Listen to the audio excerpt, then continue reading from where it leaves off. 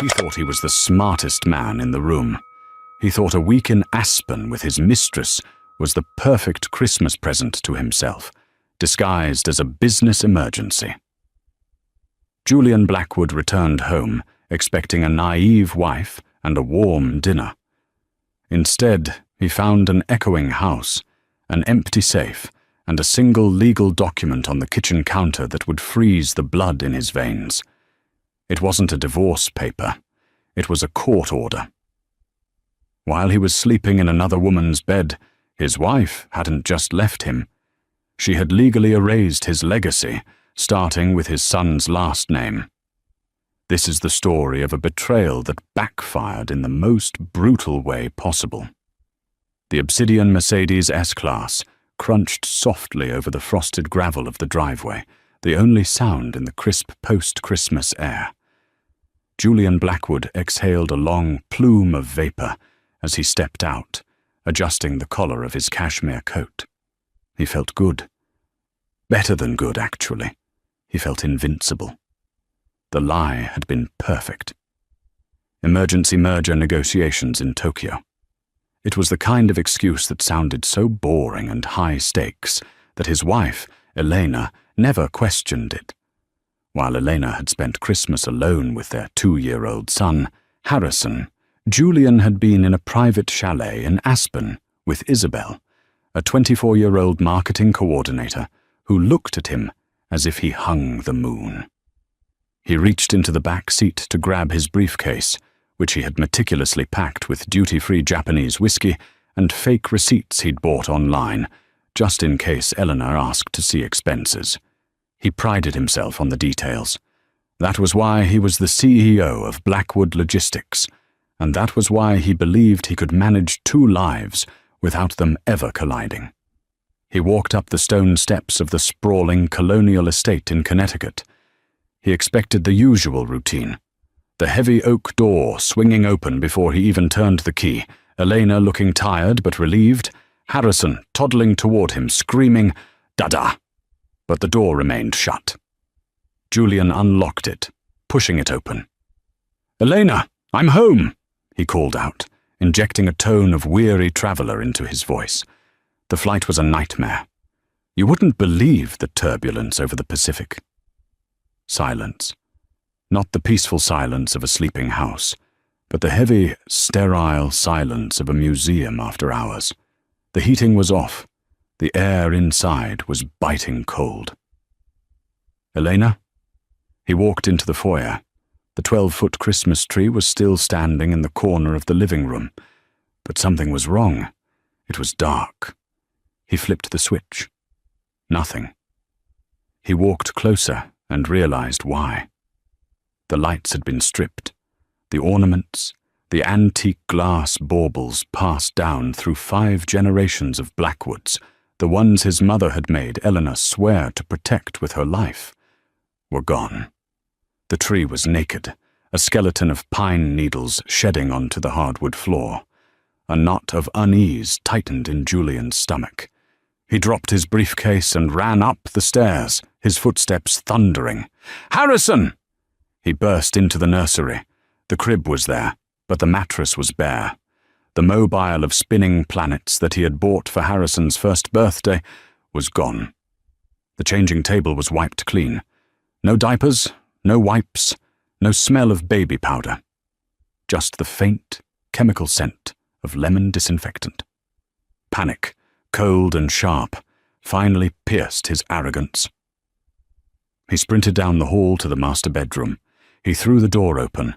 The bed was made with military precision, but not with their usual Egyptian cotton sheets. These were plain white linens, the kind used to cover furniture in empty houses.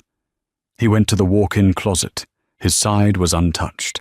His Armani suits, his rows of Italian leather shoes, everything was exactly where he left it.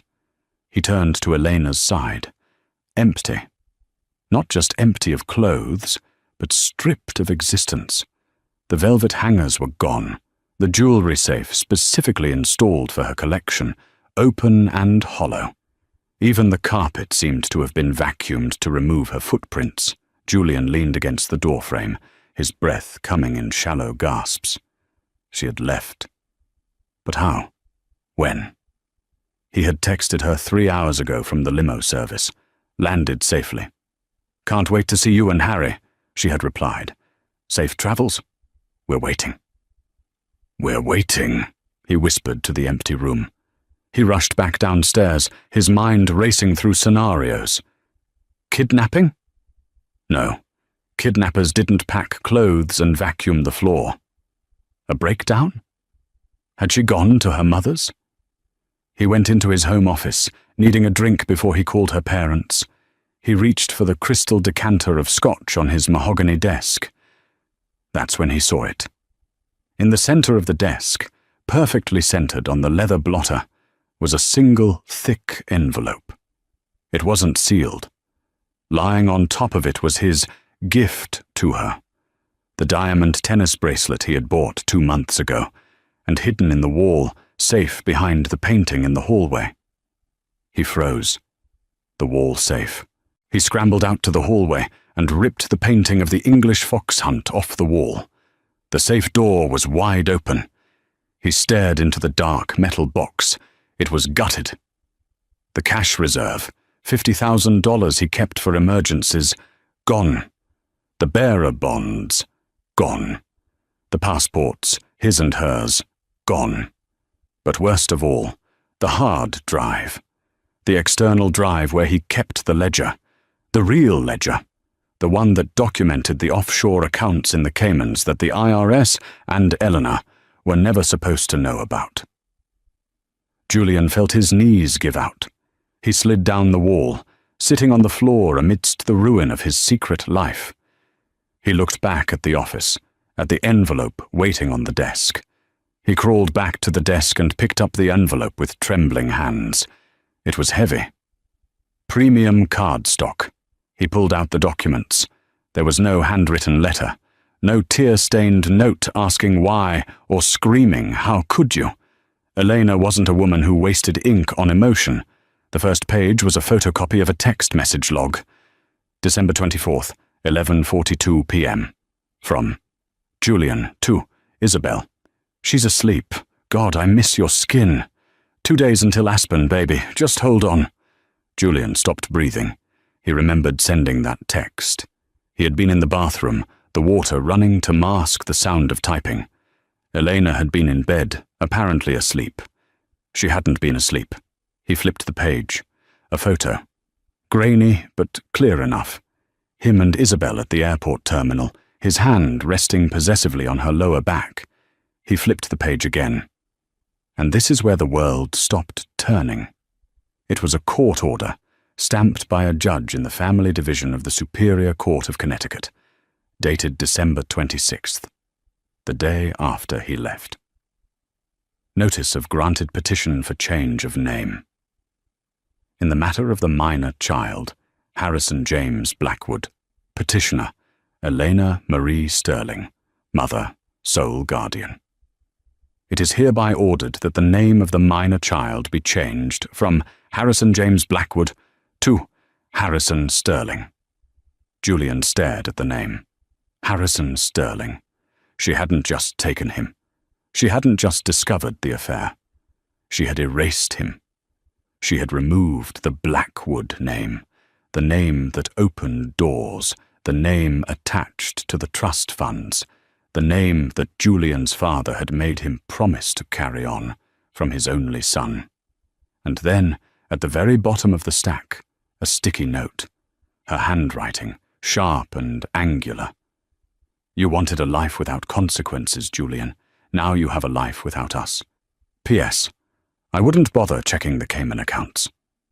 Julian didn't scream. He didn't throw the lamp across the room. He went into a mode of cold, mechanical survival. He was a fixer. He dealt with logistics. If a ship sank, he found another route. If a deal went south, he found a loophole. He grabbed his phone and dialed Arthur Pendleton, his personal attorney and longtime friend. "Julian?" Arthur's voice was groggy. It was barely 6 a.m. on a Saturday. "I thought you were in Tokyo. What time is it over there?" "I'm home," Julian said. his voice terrifyingly calm. "She knows, Arthur. She knows everything." "Who? Elena?" Arthur sounded confused. "Knows what?" "About Aspen. About Isabel. She's gone. She took Harrison. And Arthur, she changed his name." "She what?" The sleep vanished from Arthur's voice. "She can't just change a minor's name without the father's consent. That's standard procedure. Unless what?"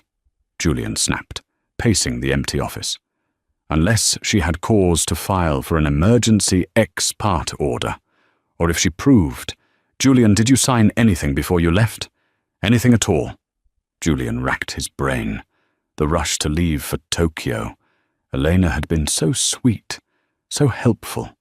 She had brought him a stack of papers the morning of his flight. Insurance updates, she had said.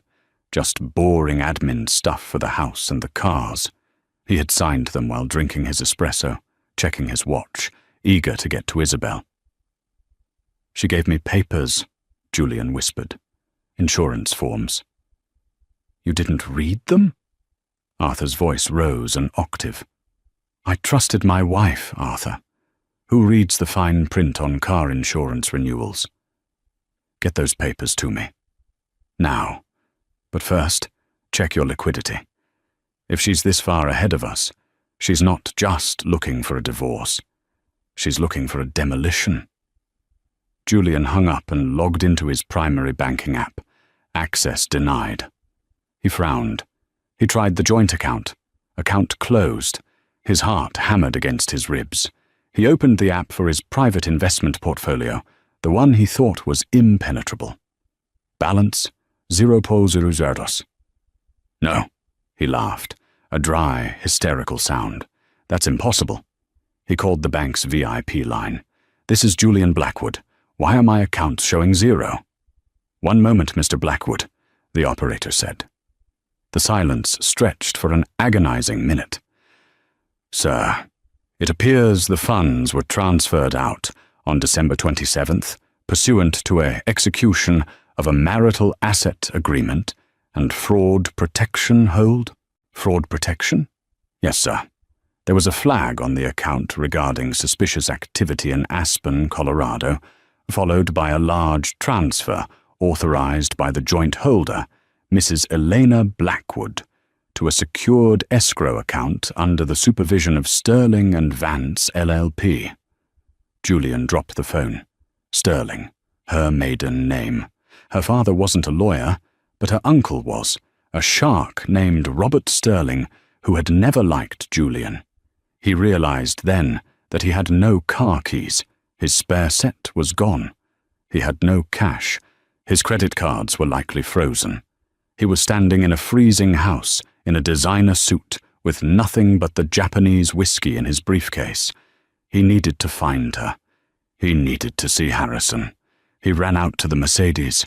Fortunately, the key fob was still in his pocket. He fired the engine and reversed out of the driveway, gravel spraying violently. He knew where she would go. Her parents had a brownstone in Boston and a summer estate in Newport. Newport was closer. He drove like a madman, the speedometer touching 110 mph on I-95.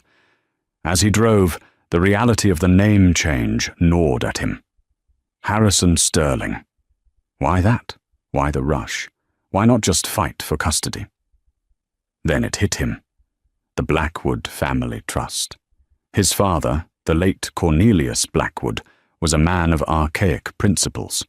The trust, worth nearly $40 million, was set to pay out to the first male heir upon their 3rd birthday.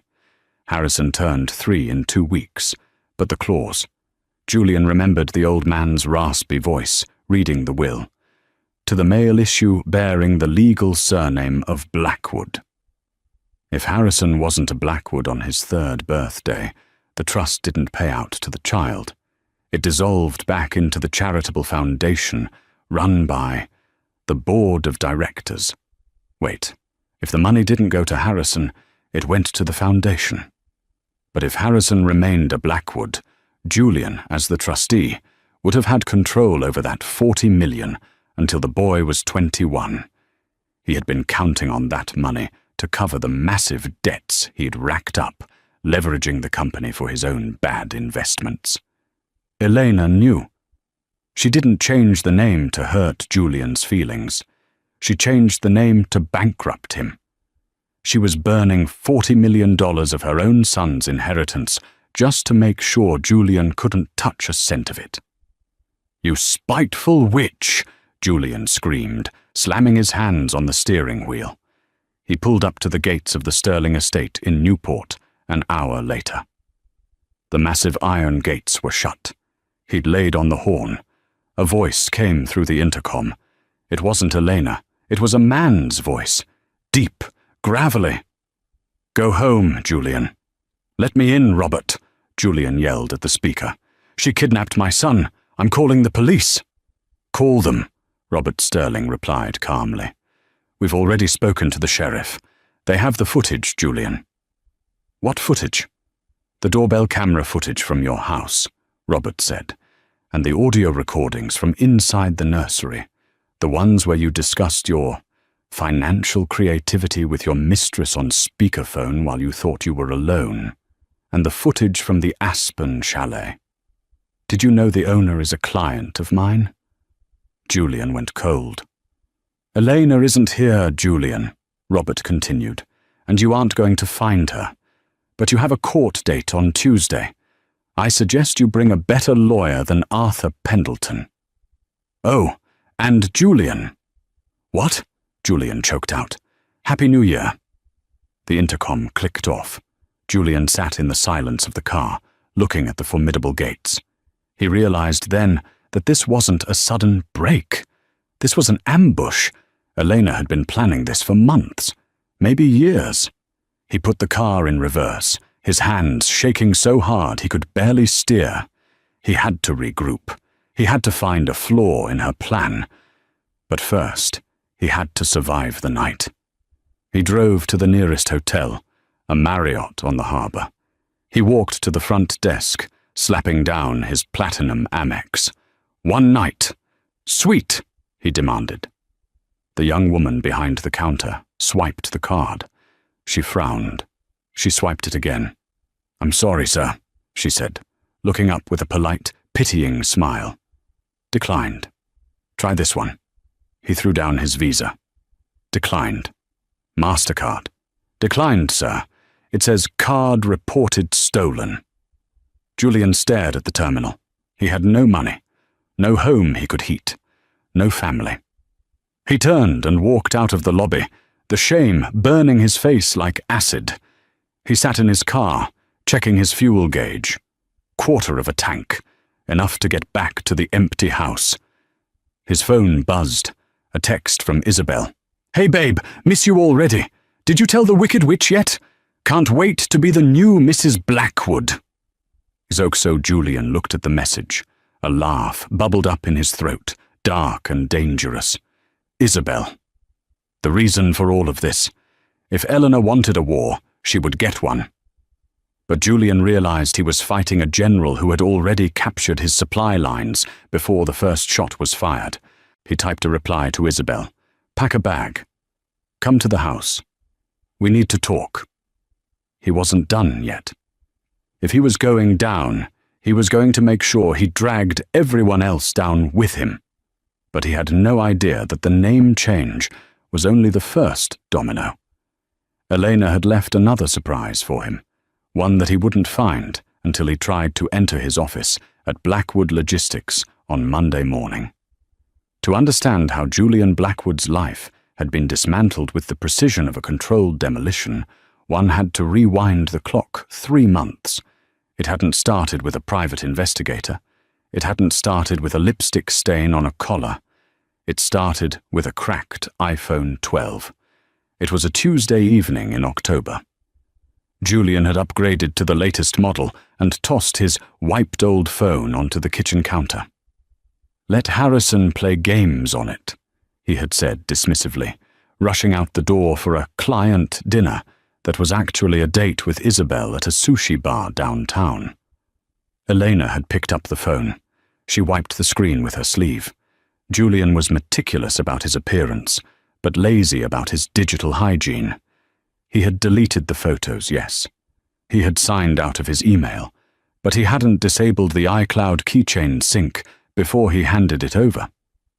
When Elena connected the phone to the house Wi-Fi to download a coloring app for Harrison, the phone pinged.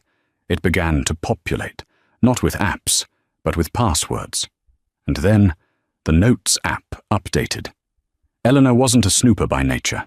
She was a woman who prided herself on trust. But curiosity is a human instinct, and there was a note at the top of the list titled simply, Aspen. She opened it. It wasn't a packing list. It was an itinerary of lies. Deck 25, Deck 30, the chalet at Silver Creek. Guest, Isabel M. Cover story, Tokyo merger with Kaito Systems. Budget, $45K, use the offshore account. Elena stared at the screen. The room didn't spin. She didn't cry. A strange, icy clarity settled over her, a phenomenon known to psychologists as emotional dissociation. She was observing her life from the ceiling. She saw a woman holding a phone, realized her marriage was a fraud, and realized her husband was not just a cheater, but a cliché. She didn't confront him when he came home that night, smelling of sake and expensive perfume. She kissed his cheek. She asked about the client. She played the part of the doting wife. The next morning, while Julian was at work, Elena drove to Newport. She didn't go to her parents.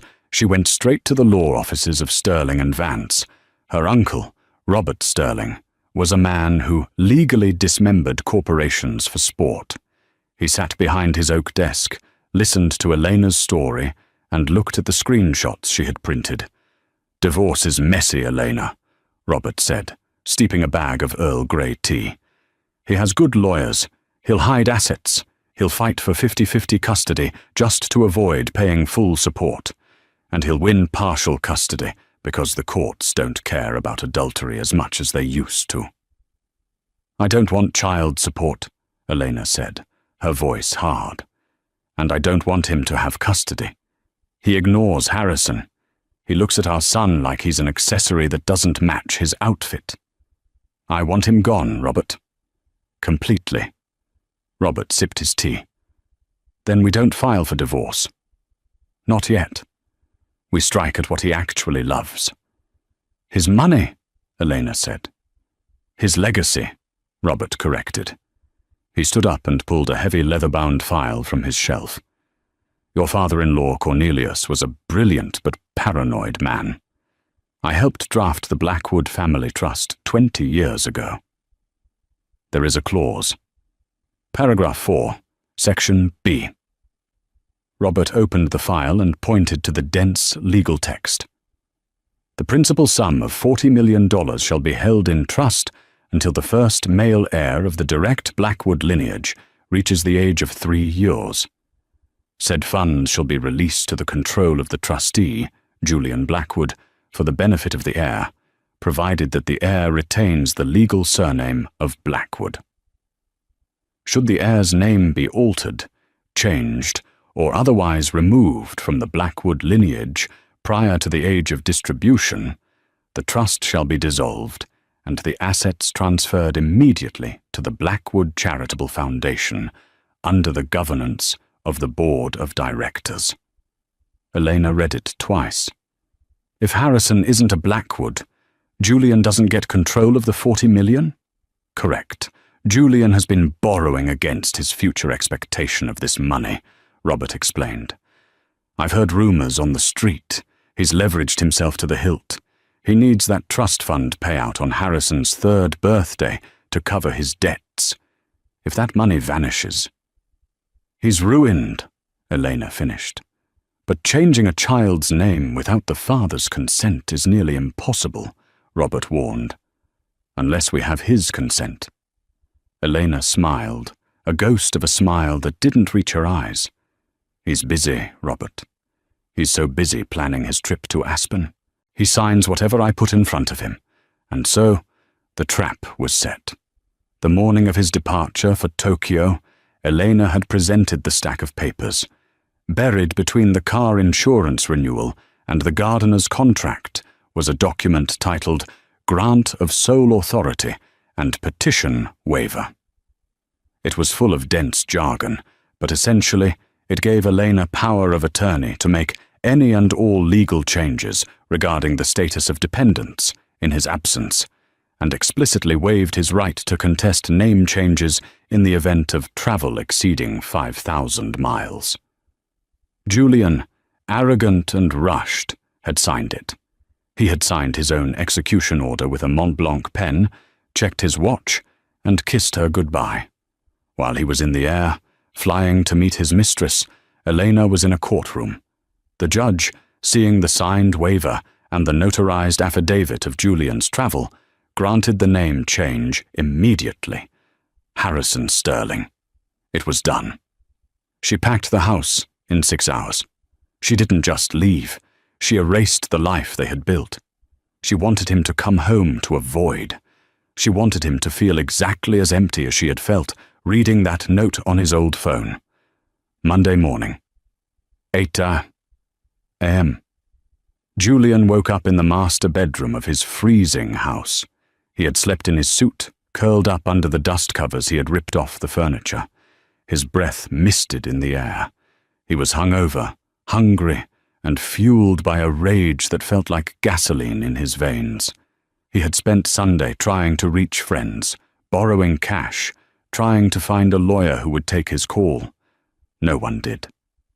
The silence from his social circle was deafening. It seemed Robert Sterling had made some calls of his own. But Julian had a plan. He was still the CEO of Blackwood Logistics. He was still the boss. He would go to the office, order the CFO to cut him a check from the company reserves, hire a shark from New York, and sue Elena until she begged for mercy. He shaved with cold water, put on a fresh shirt from the dry cleaning bag he had left in the car, and drove the Mercedes to the Blackwood Logistics headquarters in downtown Stamford. The glass tower gleamed in the winter sun. It was his kingdom. Or so he thought. He walked into the lobby, his heels clicking authoritatively on the marble. He nodded at the security guard, a man named Sam who had worked there for 10 years. "Morning, Sam," Julian said, breezing toward the turnstiles. Sam didn't smile. He looked down at his console. "Mr. Blackwood, please stop." Julian paused, holding his keycard to the sensor. The light flashed red. "Access denied." "System glitch," Julian muttered, tapping it again. Red. "It's not a glitch, sir," Sam said, stepping out from behind the desk. He was a large man, and for the first time Julian noticed the taser on his belt. "I've been instructed to collect your badge." "Excuse me?" Julian laughed, a sharp, incredulous bark. "I own this building, Sam. I am the CEO. Open the gate." "I can't do that, sir." People were starting to stare. Employees were trickling in, whispering behind their hands. Julian felt the heat rising in his neck. "Call Marcus Thorne," Julian snapped. Marcus was the chairman of the board. "Tell him I'm coming up." "Mr. Thorne is expecting you," Sam said. "But you have to sign in as a visitor, and I have to escort you." The humiliation was physical. It felt like a slap. Julian Blackwood, signing into his own company with a sticky paper badge that read, "Visitor." Sam escorted him into the elevator and pressed the button for the top floor. They rode in silence. When the doors opened, Julian stormed past the receptionist, heading straight for his corner office. "Julian!" The voice came from the boardroom. Marcus Thorne stood in the doorway. He was an older man, silver-haired, with eyes like flint. Behind him sat the entire board of directors. They weren't supposed to meet until next month. "In here," Marcus said. It wasn't an invitation. It was a command. Julian walked into the boardroom.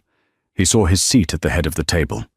It was empty, but Marcus gestured to a small chair at the opposite end, the seat usually reserved for junior associates presenting reports. "What is this, Marcus?" Julian demanded, gripping the back of the chair. Why is my badge deactivated? Why are my accounts frozen? Sit down, Julian. I will not sit down. My wife has gone insane, kidnapped my son, and is trying to leverage you against me. I need a transfer of $50,000 immediately to handle this legal situation, and I expect... Marcus slid a file across the long mahogany table. It stopped inches from Julian's hand. We received a notification from the Sterling and Vance firm on Saturday. Marcus said calmly, regarding the dissolution of the Blackwood Family Trust. Julian went pale. That's a personal matter. It has nothing to do with the company. It has everything to do with the company, Marcus retorted, his voice rising. You pledged your personal equity in Blackwood Logistics as collateral for those high-risk loans you took out last year. The loans you swore you would pay back with the trust fund money. The room was deadly silent. The other board members were looking at Julian with a mixture of disgust and pity. The bank called us this morning, Marcus continued. Since the trust is dissolving and the money is going to the charitable foundation, your collateral is worthless. The bank has called the loans. You are insolvent, Julian. I can fix it, Julian stammered. I'll get the name changed back. It's a clerical error. Elena forged my signature. Did she? Marcus pressed a button on the conference phone. Play the recording. A voice filled the room. It was crisp, clear, and undeniably Julian's. Yeah, just put the papers on the desk, Elena. I don't care what they are. Just let me sign them so I can get out of here. I have a plane to catch. It was from the home security system. You signed away your son's name because you were in a rush to meet your mistress, Marcus said, his voice dripping with disdain. And that brings us to the morality clause in your CEO contract. Julian felt like the floor was tilting. Morality clause? That's archaic. No one enforces that. We do, Marcus said. When the CEO's behavior brings public scandal and financial instability to the firm. We are a family logistics company, Julian. Our brand is trust, and you... He looked at Julian as if he were something he'd stepped in. You are a liability. You can't fire me. I have shares. Your shares are being seized by the bank to pay your debts, Marcus said. We voted an hour ago. You are terminated for cause, effective immediately. Julian stood there, his mouth opening and closing. He had lost his wife, his son, his money, and now his title. The only thing he had left was his pride. And then the elevator doors in the lobby chimed. The receptionist looked uncomfortable as she walked in. Mr. Thorne, I'm sorry to interrupt. There is a young woman here to see Mr. Blackwood. She's shouting. Julian closed his eyes. No. Please no. Isabel burst into the boardroom. She was wearing a white faux fur coat and carrying a Louis Vuitton weekender bag. She looked frantic. Julian, she screamed, ignoring the room full of suits. My credit card was declined at the hotel. They kicked me out, and you said to come to the house, but the gates are locked. What is going on? She ran to him, grabbing his arm. Who are these old people? Tell them to leave so we can talk. The silence in the room was absolute. Marcus Thorne looked from the 24-year-old mistress to the disgraced CEO. I think we're done here, Marcus said quietly. Sam, please escort Mr. Blackwood and his guest off the premises. Sam stepped forward, his hand on his belt. Julian looked at Isabel. She looked beautiful and expensive. Everything he thought he wanted. Now, she looked like an anchor dragging him to the bottom of the ocean. Get off me, Julian whispered, shaking her hand off his arm. What? Isabel recoiled. I said get off me, Julian roared, the sound echoing off the glass walls. Mr. Blackwood, Sam warned, stepping in between them. Don't make this harder than it needs to be. Julian looked around the boardroom one last time. He saw the company logo on the wall, the Blackwood oak tree. It was his name, his family's tree, and he had just been chopped down. He turned and walked out, Isabel trailing behind him, sobbing confused questions. He walked past the employees he used to terrorize, past the receptionist he never bothered to greet. He walked out the front doors and onto the sidewalk. The wind whipped through his coat. He checked his pockets for his car keys, and then he remembered. The company car. The Mercedes S-Class. It was leased in the company's name. Sam was standing at the curb.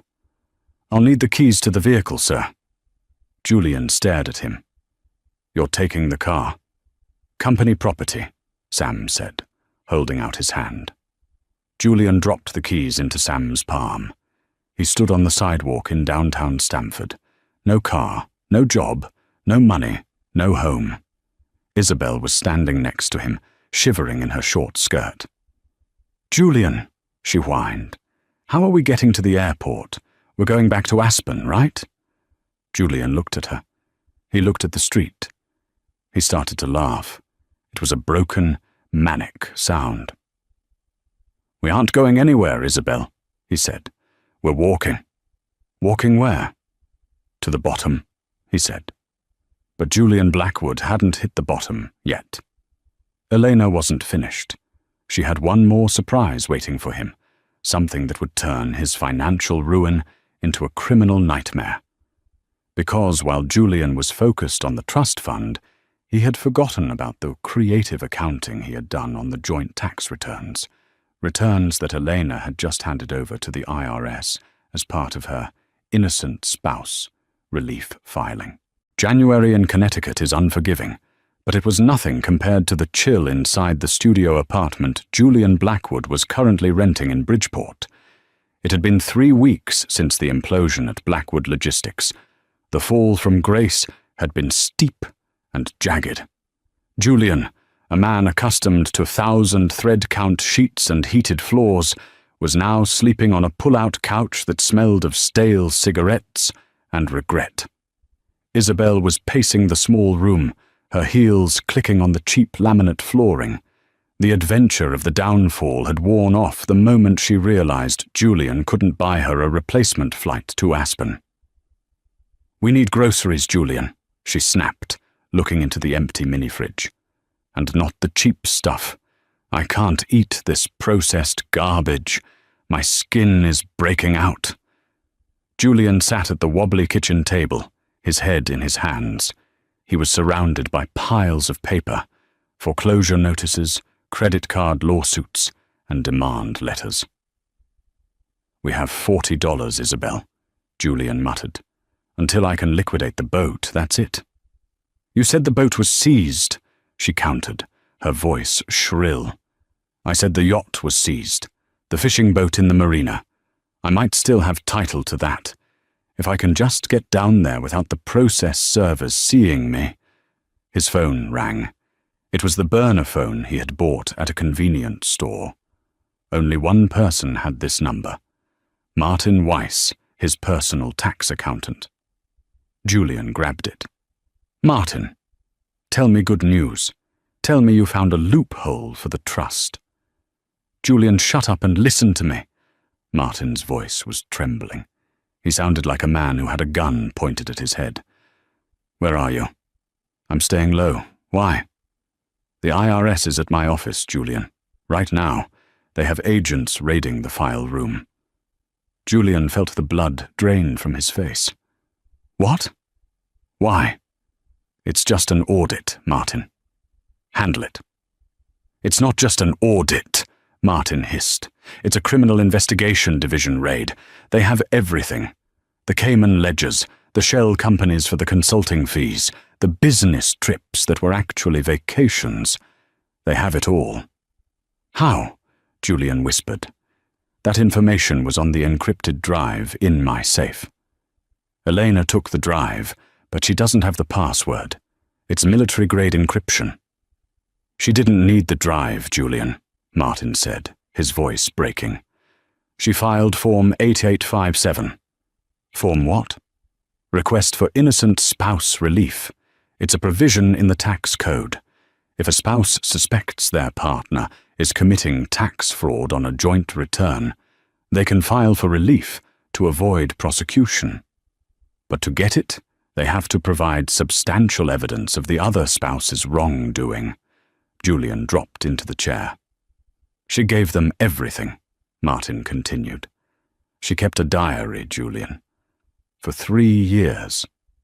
Every time you came home with cash, every time you bragged about a write-off.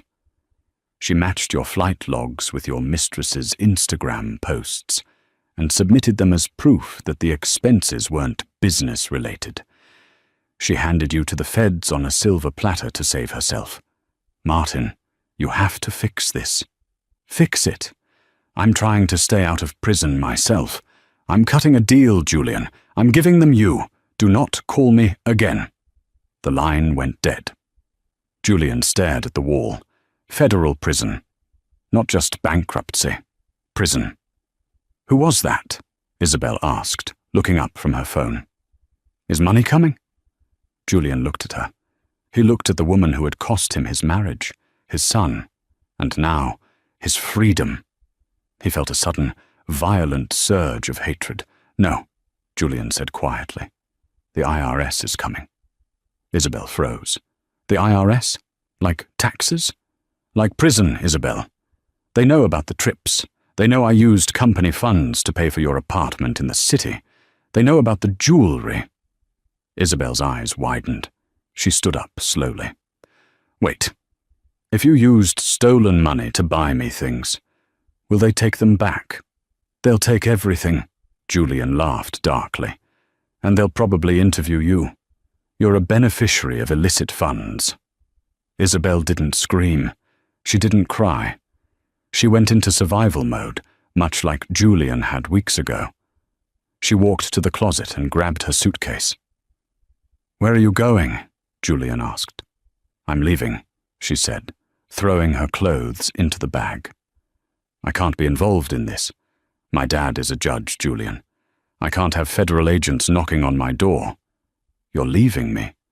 Julian stood up, knocking the chair over. Now? I have nothing. Exactly, Isabel said, zipping the bag.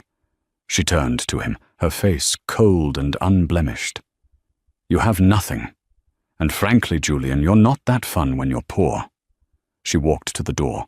Isabel, he shouted, I did this for you. I ruined my life for you. She paused, hand on the doorknob. She looked back at him with genuine confusion. You didn't do this for me, Julian.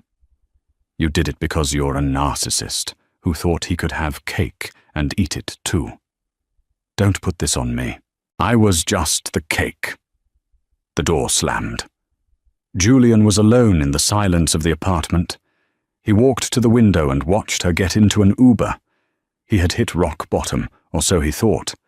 But as he looked at his reflection in the dirty window, unshaven, wearing a wrinkled shirt, eyes wild with panic, he realized he had one card left to play. Elena. He didn't love her. He realized that now. But she was the architect of his pain. She was the one pulling the strings. If he could just see her, if he could just stand in front of her, he could break her. He could make her feel the guilt. He could use Harrison. He needed to get to Newport. He needed to crash the party. The Sterling estate in Newport was glowing like a lantern against the dark Atlantic Ocean. It was the night of the annual Winter Solstice Gala, a charity event that the Sterlings had hosted for decades. In previous years, Julian had been the guest of honor. He would stride in wearing a $5,000 tuxedo, shaking hands, making jokes, playing the part of the benevolent tycoon. Tonight, he was watching from the bushes near the service entrance. He had hitchhiked to Newport.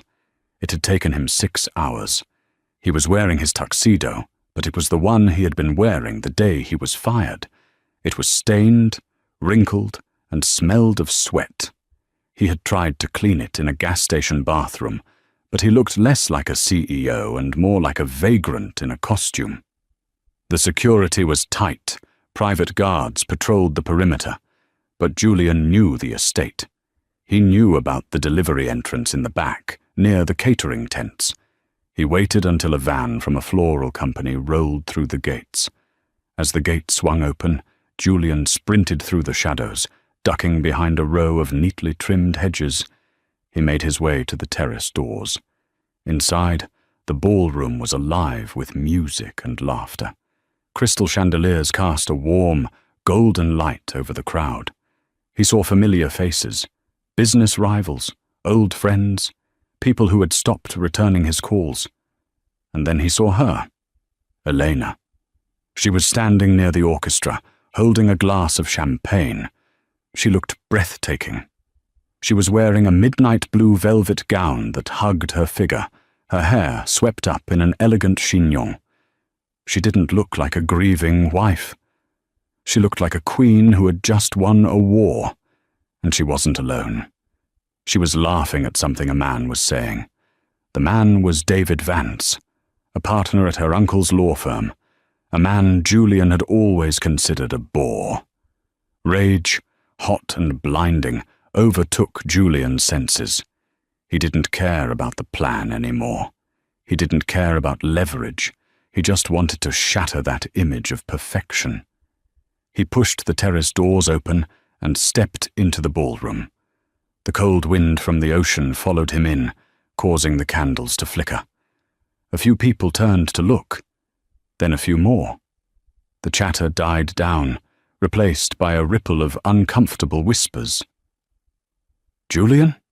someone murmured. Julian ignored them. He walked straight toward Elena, his footsteps heavy on the parquet floor. He looked deranged, his tie crooked, his eyes bloodshot, his face gaunt. Elena turned. Her smile faded, but she didn't flinch. She set her champagne glass down on a passing waiter's tray with steady hands. "Hello, Julian," she said. Her voice was calm, amplified by the sudden silence of the room. The orchestra stopped playing. "You look happy," Julian rasped, stopping 5 feet from her. He pointed a shaking finger at her. "You stole my son. You stole my money. You put the feds on me. And you're here drinking champagne." "I didn't steal anything," Elena said, her voice carrying clearly to the captivated audience. "I protected our son from a man who sees people as assets." "I am his father," Julian shouted. The veneer of civilization cracked. "He is a Blackwood. You had no right to change his name." "He is a Sterling now," Elena replied coolly. "Because the name Blackwood is about to become synonymous with federal indictment. I gave him a future, Julian. You were only ever going to give him debts." "I want to see him," Julian advanced on her. David Vance stepped forward, positioning himself between Julian and Eleanor, but Eleanor put a hand on David's arm to stop him. She wasn't afraid. "You want to see him?" Eleanor asked. "Like you saw him on Christmas. Oh wait, you were in Aspen. Like you saw him on his birthday last year. No, you were on a conference call on the golf course. You don't miss Harrison, Julian. You miss the trust fund attached to him." The crowd gasped.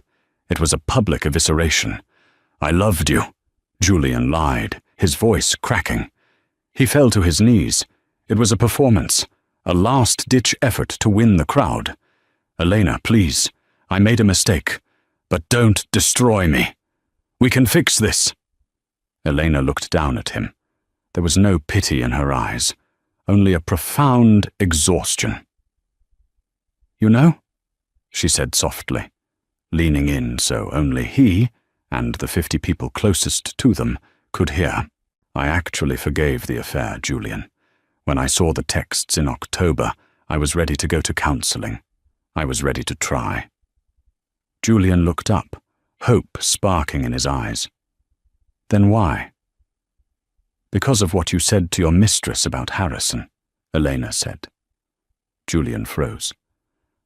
"I heard the audio from the nursery," Elena continued. "The camera record sound, Julian. You were changing his diaper before you left. You were on the phone with her. Do you remember what you said?" Julian shook his head, terrified.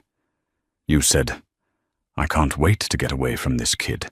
He's such a burden.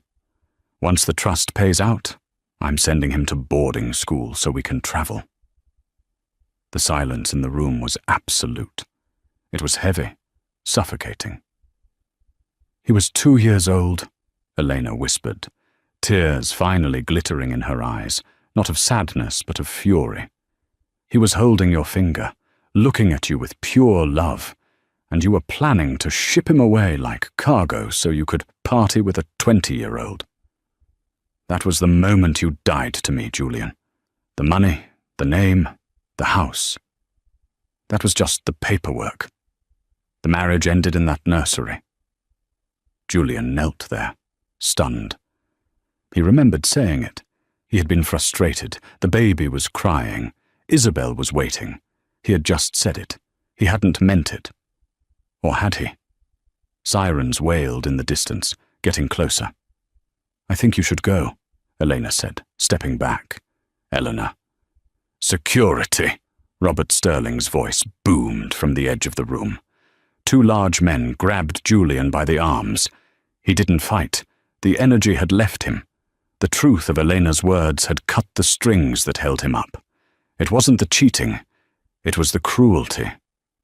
As they dragged him toward the exit, he looked back.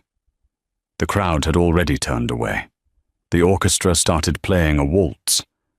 Elena picked up her champagne glass, her back to him. She didn't watch him leave. Outside, the flashing blue lights of the Newport police cruisers illuminated the driveway. But there was another car waiting behind them, a black sedan with government plates. 2 men in windbreakers stepped out. The letters on their jackets were yellow and unmistakable: IRS, CID. The police officers handed Julian over to the federal agents. As they handcuffed him, reading him his rights regarding tax evasion and wire fraud, Julian looked up at the mansion one last time. He saw a silhouette in the window of the 2nd floor. A small shadow. A toddler, perhaps, looking out at the lights. "Harrison," Julian whispered. But the boy in the window was no longer Harrison Blackwood. He was Harrison Sterling, and he was safe.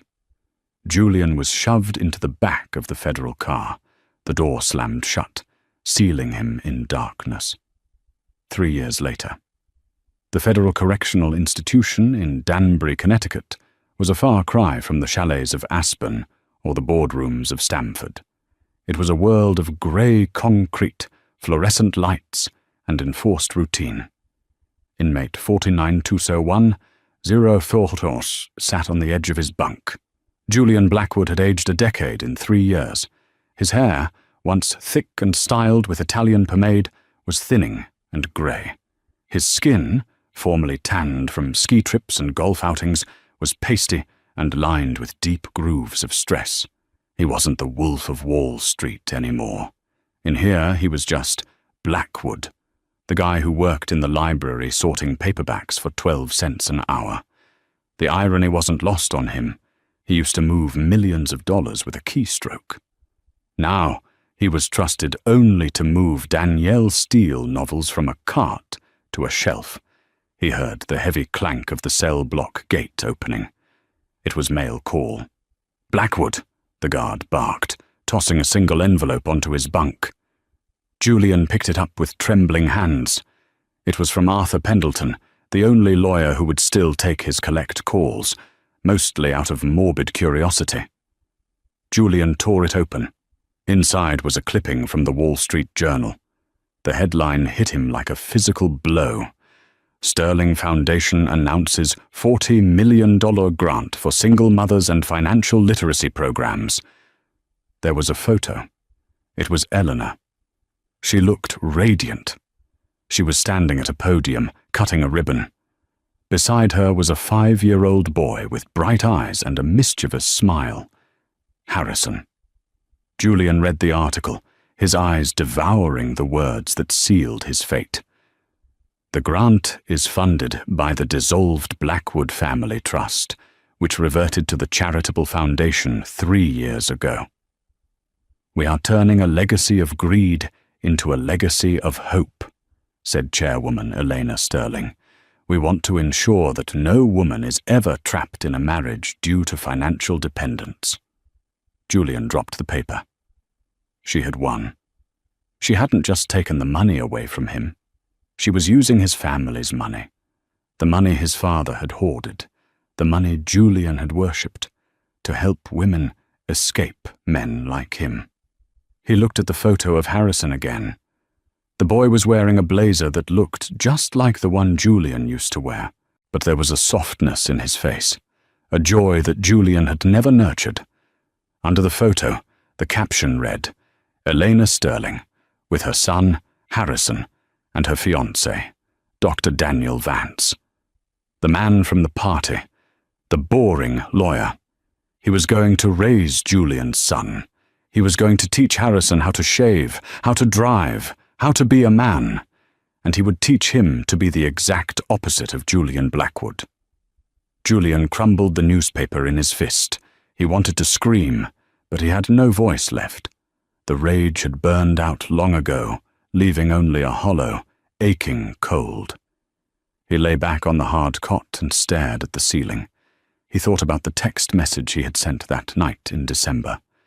"She's asleep. Just hold on." She hadn't been asleep. She had been awake. And because of that, Julian would be asleep to the world for the next 7 years of his sentence. But the final twist of the knife wasn't the money, or the prison, or even the new fiancé. It was the book lying on the table of his cellmate. His cellmate, a rough man named Miller, was reading a paperback with a glossy cover. "Hey, Blackwood," Miller chuckled, holding up the book. "Your girl sure can write."